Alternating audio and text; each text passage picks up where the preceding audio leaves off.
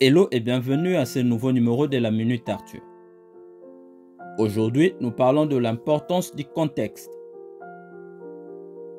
Le psychologue Elliot Aronson, par ses recherches, a conclu que les personnes qui commettent des actions affreuses ne sont pas forcément des monstres. Les contextes jouent un plus grand rôle dans nos décisions que nous sommes prêts à l'admettre. Pour le compte de ces numéros, nous prenons comme illustration les expériences menées par le psychologue Salomon Asch dans les années 1950. Dans ces expériences, les participants se voyaient présenter une série de lignes de différentes longueurs et devraient identifier parmi une série d'options celle dont la longueur correspondait à celle d'une ligne de référence.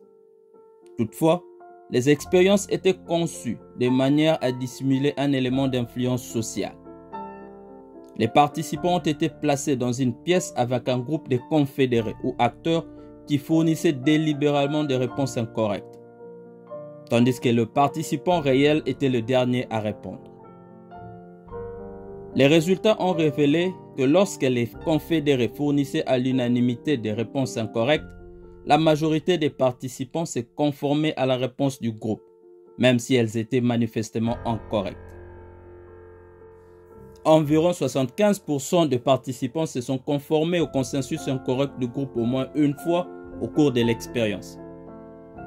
Mon ami, la peur de se démarquer ou d'être considéré comme s'écartant de l'opinion du groupe conduit de nombreuses personnes à ne pas tenir compte de leur propre perception ou valeur pour se rallier à la clameur publique, même lorsque cette dernière est erronée.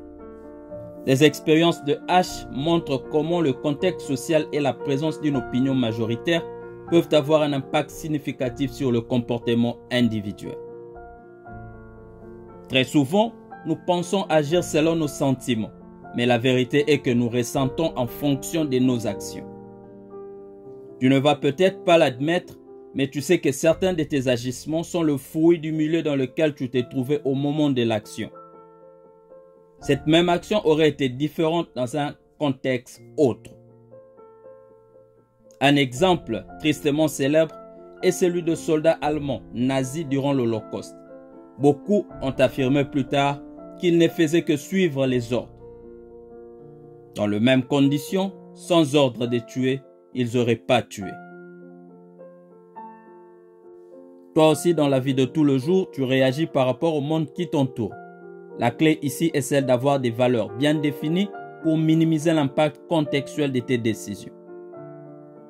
Quand bien même nous pouvons comprendre l'impact du contexte, cela ne change en rien ta responsabilité par rapport à tes actions.